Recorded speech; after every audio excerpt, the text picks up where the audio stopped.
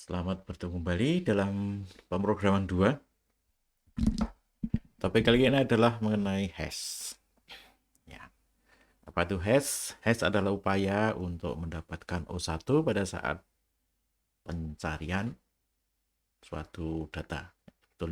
Sebelumnya kita bicarakan mengenai sort yang digunakan untuk pencarian juga. Nah, kalau sort masih untuk binary search itu misalnya log n, ini harapannya hash itu adalah O1. Itu idealnya. Tapi pada prakteknya tidak bisa O1.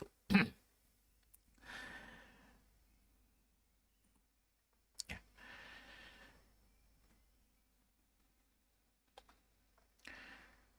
Oke, hash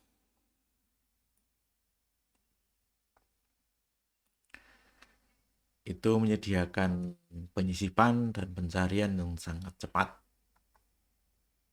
Cepat di sini harapannya adalah O1 tadi. Kemudian kalau kita lihat kenyataannya ternyata tidak bisa persis O1, tapi ya dekatlah dengan O1. Nah, kekurangannya berdasarkan array. Jadi ukurannya harus diketahui terlebih dahulu. Artinya, kenapa kita pakai array? Karena hash itu berfungsi untuk mengubah kunci menjadi indeks. Nah, indeks itu dikenal di array. Kemudian kalau ya, meja penuh itu artinya semua sudah terisi atau hampir terisi penuh, maka performanya akan menurun karena banyak yang bertabrakan. Nah,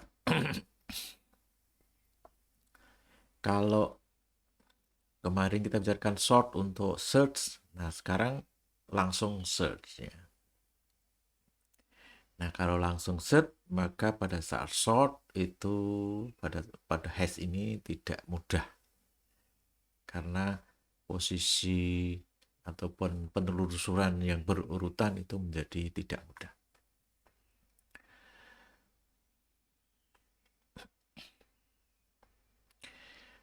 Nah,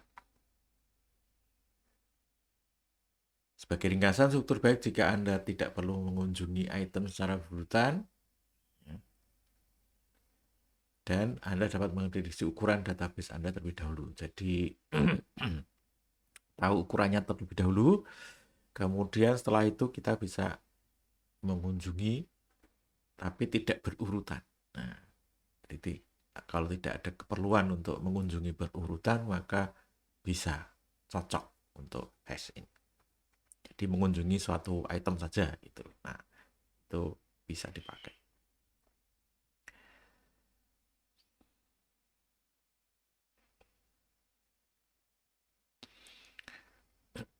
Nah, misalnya kita ingin menyisipkan kunci ke dalam struktur data, dengan kunci dapat berada dari antara rentang 0 sampai M, dimana M itu sangat besar.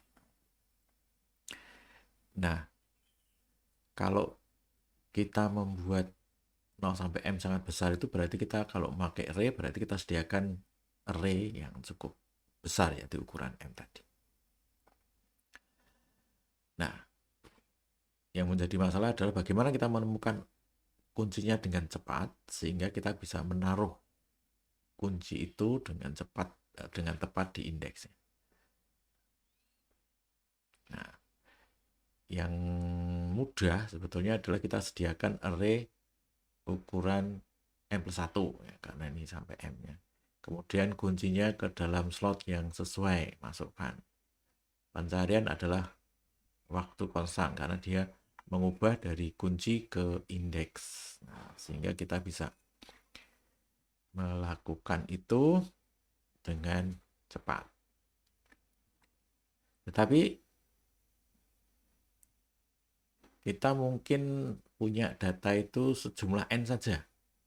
Nah, kalau N itu jauh lebih kecil dari M, kita sediakan M tadi ya, maka akan terjadi pemborosan ruangnya, banyak yang kosong. Maka ini yang tidak diharapkan. Nah, motivasi untuk hash ini adalah selain ini yang tadi, ya, kita juga bisa menyimpan bilangan yang data yang bukan bilangan bulat. Ya.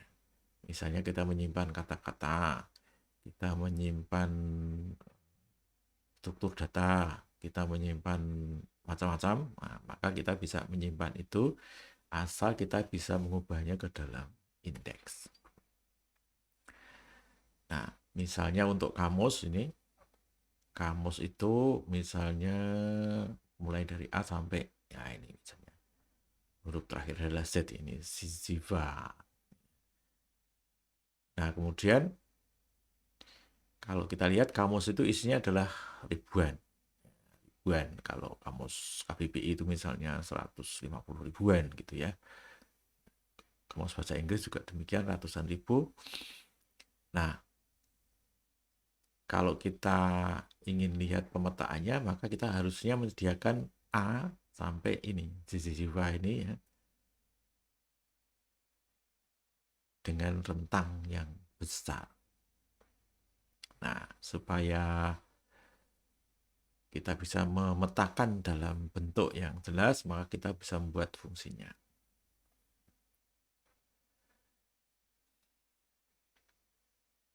Misalnya ini kata-kata.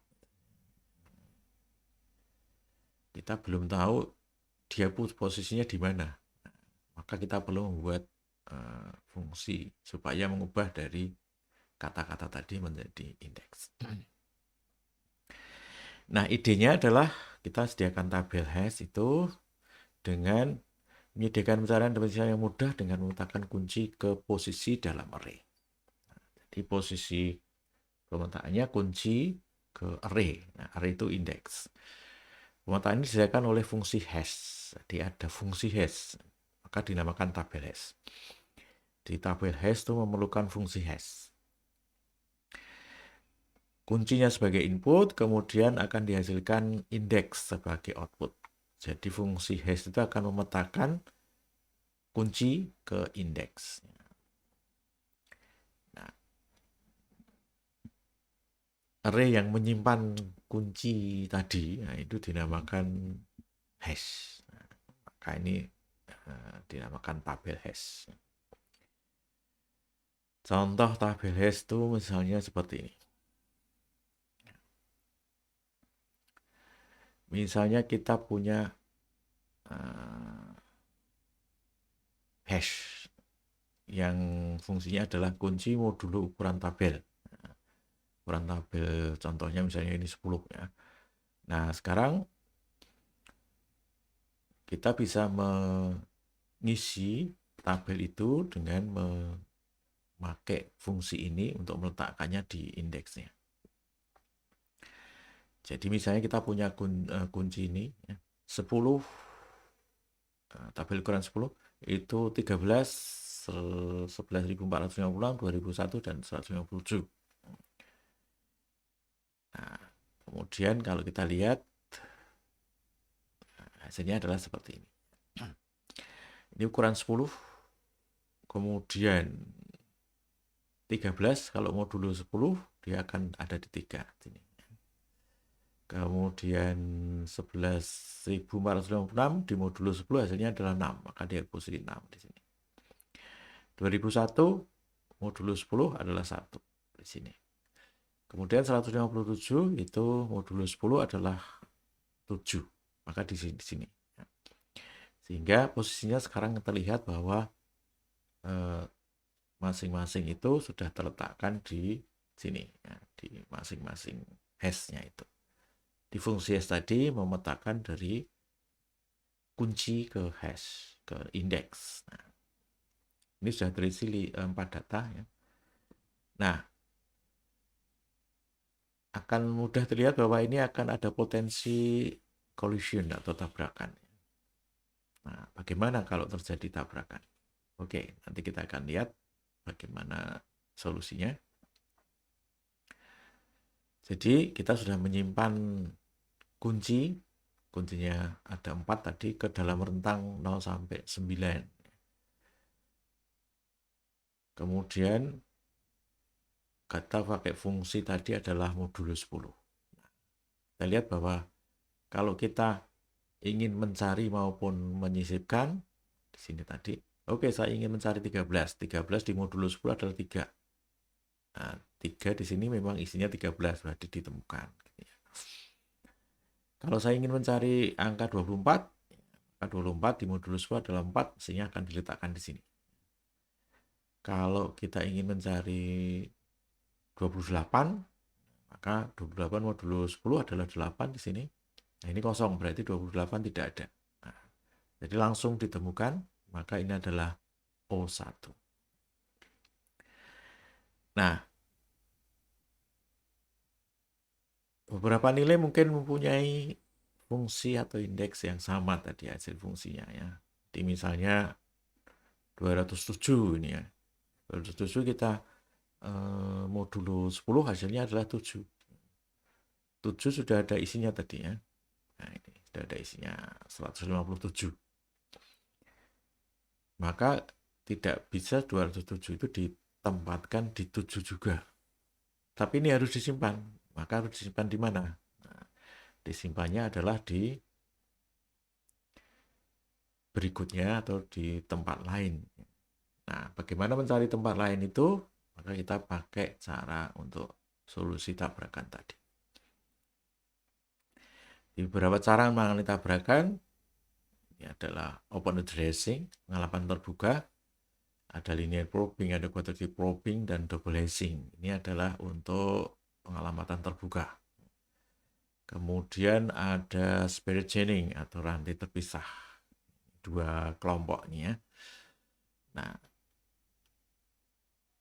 juga pilihan fungsi hash sangat rumit kalau kita pakai tabrakannya tadi ya.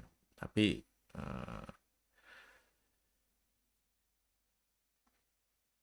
kalau kita pakai yang sederhana ya mudah saja. Jadi nanti kita mestinya pakai hash yang tidak rumit, yang sederhana saja supaya cepat. Oke. Nah, kita lihat sekarang untuk yang linear probing. Linear probing itu termasuk yang ini pengalaman terbuka ya. Jadi pengalaman terbuka itu ada linear probing, quadratic probing, dan double hashing. Untuk linear probing seperti ini, agaknya Anda akan menentukan ukuran tabel hash Anda menjadi aman. Supaya tidak terjadi tabrakan, maka diperbesar tabelnya. Nah, itu akan mengurangi tabrakan. Kemudian, dalam probing jika penyisipan menghasilkan tabrakan, cari secara berurutan sampai sel kosong ditemukan. Jadi dicari urutan-urutan berikutnya. Nah, jika perlu, maka digunakan wraparound. Jadi seperti ini. Misalnya 207 itu di modulus 10 adalah 7, maka ini akan bertabrakan dengan 157 ya di sini. Nah, maka kemudian dicari di sel yang tersedia berikutnya yaitu 8. Maka 207 diletakkan di 8 ya. Nah, bagaimana pada saat mencari? Ya, pada saat mencari ini kan meletakkannya. Pada saat mencari 207, maka 207 di modulus 10 akan didapat 7. 7 di sini isinya bukan 207. Maka kita cari di berikutnya sampai kosong atau ditemukan. Ya. Kalau kosong berarti tidak ditemukan, kalau ditemukan berarti ada. Jadi misalnya ini, maka urutan berikutnya adalah di 8 dan ini isinya 207. Maka itu berisi benar gitu ya, sehingga 207 ini ada di dalam hash. Oke, nah kemudian kalau ada lagi 426. Nah, 426 itu hasilnya adalah 6 di sini ya. 6. 6 itu di sini sudah ada isinya. Kemudian kalau urutan berikutnya ada isinya juga, urutan berikutnya ada isinya juga, urutan berikutnya baru kosong, maka kemudian 426 diisikan di situ. Nah, di sini akan terlihat bahwa kemudian akan muncul clustering atau pengumpulan. Jumlah besar sel ada dalam kelompok yang satu itu. Ya. Kemudian yang lain kosong. Jadi kita lihat di sini. Nah, ini mengumpul ada, kemudian di sini kosong kosong kosong. Gitu ya. Nah, ini akan menurunkan kinerja karena kalau mencari yang 6, misalnya sampai cek 1, 2, 3, 4 baru ditemukan. Makin panjang di sini berarti kan makin lama nanti pencariannya. Sehingga tidak O1 lagi gitu ya. Ini sudah 4. Nah, kemudian ini contohnya adalah seperti di mall itu ya. Kalau di mall itu ada orang datang berkerumun di suatu stand, kemudian kata orang lewat akan bertanya-tanya, kenapa orang berkerumun di situ? Maka kemudian orang itu akan mampir ke sana juga. Nah, sehingga makin banyak kerumunan. Ya. Kemudian ada orang lagi datang, melihat lagi, oh bertanya-tanya juga, kemudian ikut berkerumun di situ juga. Jadi makin banyak, makin banyak, makin banyak. Nah, itu seperti itu adalah cluster. Nah, untuk mengatasi itu kemudian dipakai cara-cara yang lain. Nah, cara satunya adalah di sini gandakan ukurannya. Tadi ukurannya 10, sekarang jadikan 20. Nah, maka fungsinya akan berbeda menjadi K modulo 20.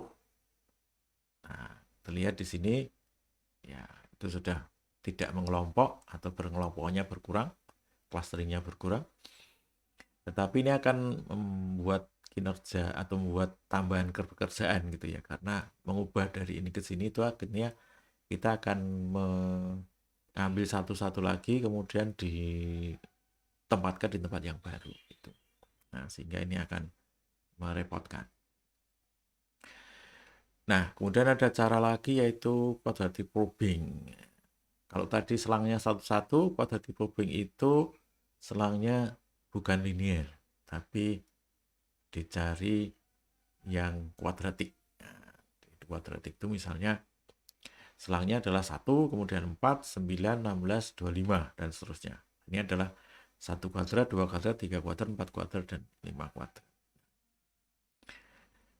Jadi kalau pada tumbukan mula-mula diasumsikan kastil kecil sehingga dicari yang X plus 1 ke berikutnya. Tapi kalau di situ sudah ada isinya, maka kemudian dicari di X plus 4. Bukan X plus 2, tapi X plus 4. Kalau di situ ada lagi, maka dicari X plus 9, bukan X plus 3. Nah, begitu seterusnya, sehingga dia akan melompat lebih jauh, sehingga akan mengurangi clustering. Jadi misalnya 207, ini dia di 7 ya, kemudian ada tabrakan di situ, 27 tabrakan, kemudian ditambah di situ menjadi 8, ada kosong, berarti kita letakkan di situ ya, 207-nya. 426 itu modulo 6. Nah, di sini X plus 1-nya isi. Nah, kemudian cari X plus 4. Nah, X plus 4 berarti 6 ditambah 4 adalah 10. Nah, 10 di sini tidak ada, maka wrap around ke sini ke 0. Nah, di 0 kosong, maka 426 akan diletakkan di sana. Ini akan 426. Jadi dengan quadratic probing itu ini mengurangi clustering tadi. Ya. Clusternya akan cenderung lebih kecil, tapi mungkin akan muncul cluster-cluster kecil, gitu ya. Tetapi jarang. Nah, sehingga ini lebih baik daripada yang linear tadi. Walaupun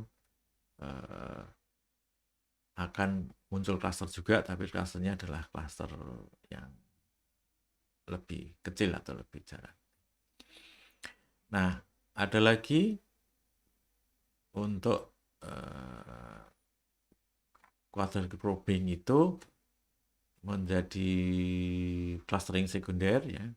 Maka kemudian kita perlu mencari atau memakai solusi yang lain. Ini yang clustering sekundernya. 8227 ini kalau dimasukkan ke semua karena dia akan ke 7 ya, maka dia akan mengumpul ke secondary cluster. Bukan masalah serius seperti pengelompokan primary atau primary clustering ya. Primary clustering maksudnya pengelompokan primer. Tapi ada sesuatu yang lebih baik, yaitu dengan hashing ganda atau double hashing. Nah, kalau tadi di linear X plus 1, X plus 2, X plus 3, di quadratic X plus 1, X plus 4, X plus 9, nah di hashing double hashing itu, maka kita bisa membuat untuk 2 kunci. Jadi kunci pertama untuk mendapatkan lokasi, kunci yang kedua untuk mendapatkan probe yang berikutnya. Nah, sehingga ini disebut hashing ganda atau double hashing. Nah, fungsi hash yang kedua tadi untuk probe itu tidak boleh sama dengan fungsi hash yang pertama. Supaya tidak berulang gitu ya. Dan juga tidak boleh bernilai 0. Jadi kalau tadi yang S pertama boleh bernilai 0, yang kedua tidak boleh bernilai 0. Karena kalau bernilai 0 dia tidak beranjak dari S pertama gitu ya. Jadi tidak sesuai dengan tujuannya untuk berpindah tempat tadi. Nah, kemudian fungsi hash itu, nah ini yang populer adalah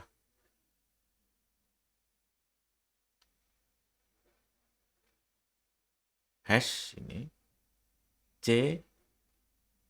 Nah, ini minus mestinya ya, minus kunci modulo C. Ini ada minusnya. Sehingga tidak didapat nilai 0. Jadi misalnya ini hasilnya 0, maka hasilnya adalah C. Kalau ini hasilnya 1, maka di sini C-1. Kalau di sini 2, ini C-2. Dan ini tidak akan pernah sama dengan C. Paling tinggi adalah C-1. Maka paling kecil nilai probe-nya adalah 1, bukan 0. Nah, itu adalah sesuai dengan tujuan tadi, tidak boleh 0. Oke, jadi second hash-nya bisa seperti ini. Oke, jadi misalnya 207 tadi, nah, ini menghasilkan tabrakan dengan 157. Nah, kemudian dibuat secondary hash-nya, second hash-nya menjadi 207, ini adalah 5. Ini karena kita pakai C5. 5 minus 207 modulo 5. Modulo 5 ini adalah 2. Modulo 5 adalah 2. Maka 5 dikurangi 2 adalah 3. Ini ada kurangnya tidak tertulis ya. Hilang. Ya. Jadi 5 dikurangi 2 itu 3. Maka kemudian diletakkan di 3 setelah ini gitu ya. Jadi probe-nya dia akan ke 3, jadi tambah 1, 2, 3 ke atas. Maka 207 akan di atas. 10 ini akan wrap around menjadi 0. Kemudian 426 itu juga bisa. Ini modulo 426 itu adalah 5 dikurangi 426 dikurangi modulo 5 berarti 1, 5 kurangi 1 adalah 4. Maka posisinya adalah 10. Maka akan ada 0 di sini. Nah, kalau 0 kemudian dilakukan second hash lagi, maka didapat 4 tadi ya. 4 jadi akan didapat di posisi 4 ditambah 0. menjadi 4. Nah, sehingga hasilnya adalah di sini. Nah, ini sudah tidak tabrakan. Nah, hash ganda ini menggunakan hash kedua yang tidak sama dengan atau tidak tetap ya. Artinya dia tergantung pada kunci, sehingga ini akan memberikan lebih banyak variasi daripada yang kuadratik tadi. Maka ini menjadi lebih baik ya. Oke. Nah, kemudian untuk ukuran hash yang 10 tadi, maka kita bisa lihat bahwa kalau S-nya 10, kemudian C-nya 5, akan muncul masalah jika hash 0, itu akan 0. Kemudian kalau B05 itu jadi selanjutnya dan kita periksa adalah 0 tambah 5, ada 5. Kemudian 5 tambah 5 adalah 10, 10 itu adalah 0. Maka dia kembali lagi di situ. Sehingga ini akan menghasilkan 05, 05, 05 terus sehingga tidak pernah didapat. Kalau 0 dan 5 sudah terisi, maka dia tidak pernah mendapatkan tempat yang kosong. Nah, masalahnya adalah ukuran hash-nya itu tidak prima.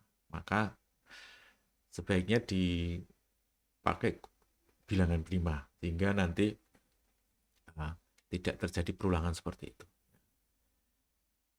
Sehingga daripada pilih 10 maka dipilih 11. 11 itu bilangan prima ya, sehingga bisa dipilih 11 atau 10 atau 13 atau 17 gitu ya. Nah, sehingga bentuknya menjadi lebih baik. Oke, kemudian ini yang spirit chaining. Spirit chaining itu adalah bentuk yang seperti ini ya. Daripada mengurusi tabrakan yang ke bawahnya, maka spirit chaining kalau tabrakan taruh di sebelah kanannya seperti ini ya. Maka prosesnya adalah di sebelah kanannya. Nah, kalau di sebelah kanan berarti tidak masalah mau sepanjang berapa gitu ya.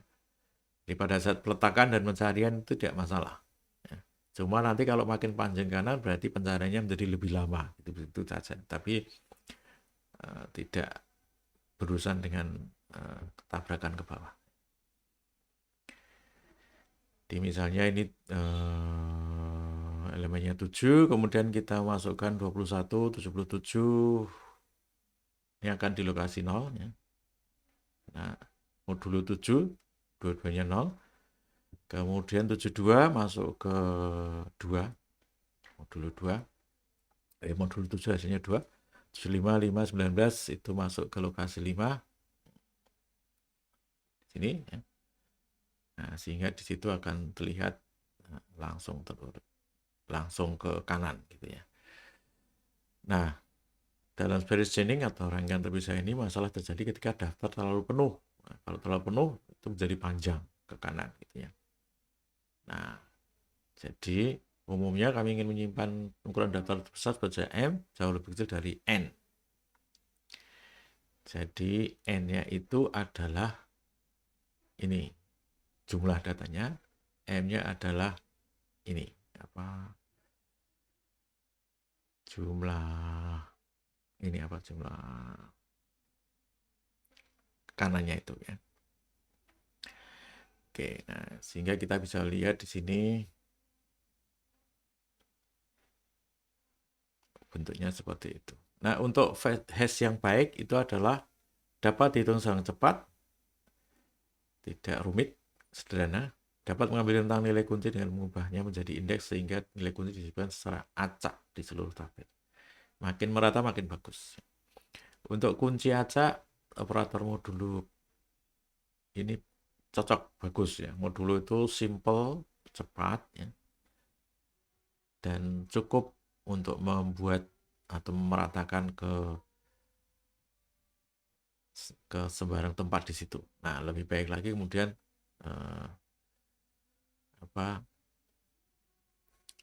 kita pakai modulo yang prima tadi. Nah, contohnya ini data bisa sangat non acak. Jadi misalnya ini spare part mobil nomornya gini. Nah, ini ada Masing-masing digit punya arti. Digit 3 sampai 5 itu isinya hanya kelipatan 50 misalnya. 100, 150, 200, 150 hingga 850 misalnya.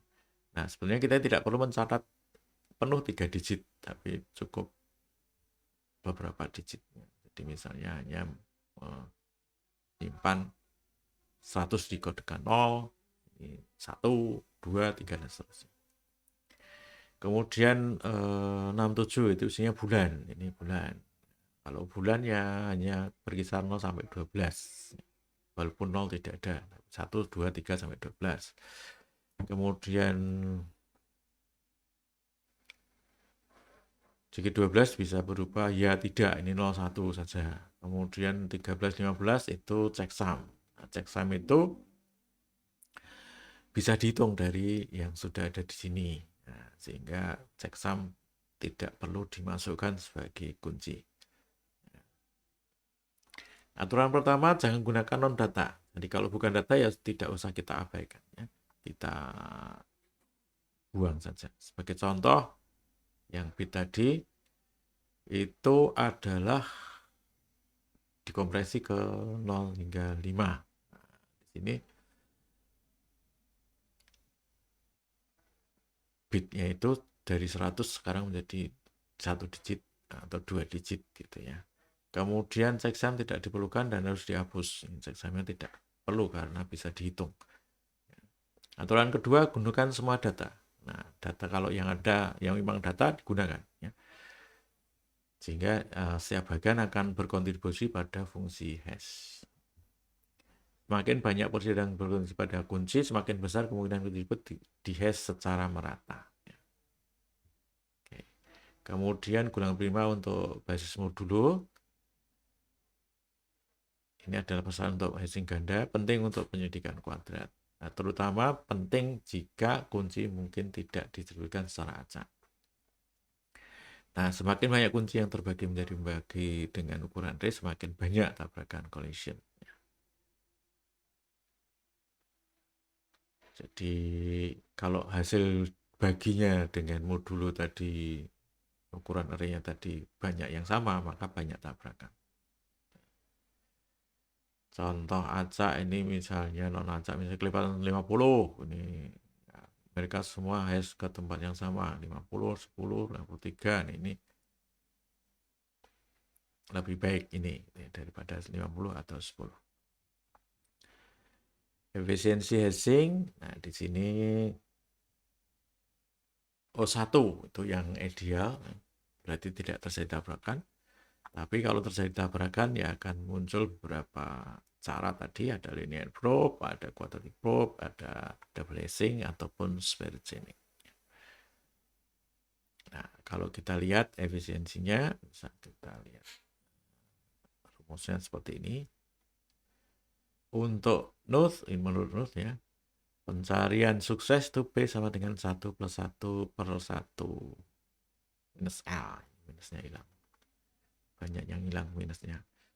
Per 2. Kemudian ini untuk pencarian yang gagal itu 1 plus 1 per 1 minus L kuadrat per 2. Kalau digambarkan seperti ini. Jadi kalau sukses ini yang biru, ini sukses, kemudian yang merah itu yang gagal. Terlihat di sini bahwa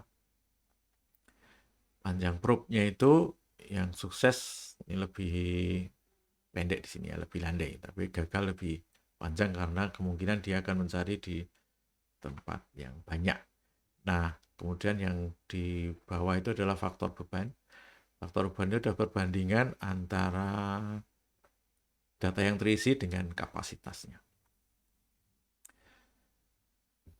Kemudian untuk faktor beban yang ideal adalah setengah. Nah, setengah itu maka kita lihat di sini kalau setengah dia akan ini setengah ya ini akan di sini ya. Kemudian untuk L 2/3 misalnya sekitar berhasil itu 2/3 itu 6,07 ya di sini ya. Itu berhasil itu 2 di sini sekitar 2, kemudian gagal itu 5. Nih. bagus untuk menjaga faktor beban di bawah setengah, jadi paling banyak setengah gitu ya. Ini kalau lebih dari setengah nanti akan ini mulai menaik gitu ya. Ini juga cepat menaik, sehingga setengah lebih baik. Kemudian untuk quadratic curving dan double hashing ini ya rumusnya seperti ini ya. Ini juga P sama dengan 1/1 minus L ini untuk yang sukses. Kemudian yang gagal itu minus log 1 minus L per L. Ini minusnya muncul ya. Nah, di sini terlihat bahwa di sini ada perpotongan antara yang berhasil dan yang gagal di sini. Ya. Oke, itu perpotongannya terjadi di setengah kira-kira, setengah lebih sedikitnya di sini. Setengah. Sehingga ya seperti tadi, kalau setengah itu masih batas baik. Karena kemudian setelah itu akan menaik tajam. Nah, untuk spirit chaining itu L itu load faktornya atau faktor bebannya itu penghitungannya tidak sama dengan yang tadi. Jadi ini L itu sama dengan N per S. N per S-nya itu adalah, kalau tadi adalah N-nya itu jumlah elemen, S-nya itu ukuran array. Nah, sehingga di sini L-nya itu bisa lebih dari 1. Karena array-nya itu bisa lebih kecil dari N. Karena dia bisa ke kanan. Nah, sehingga untuk berhasil itu rumusnya 1 plus L per 2, kalau gagal itu 1 plus L. Sehingga kalau dilihat rumusnya akan seperti ini. Nah, di sini faktor bebannya bisa panjang atau besar ya. Kemudian untuk grupnya ya itu 1 plus L, atau ini kalau L-nya 5 berarti ini 6. Nah, untuk berhasil itu 1 plus L per 2. 1 plus L per 2. Nah, kapan menggunakan apa? Nah, kapan kita menggunakan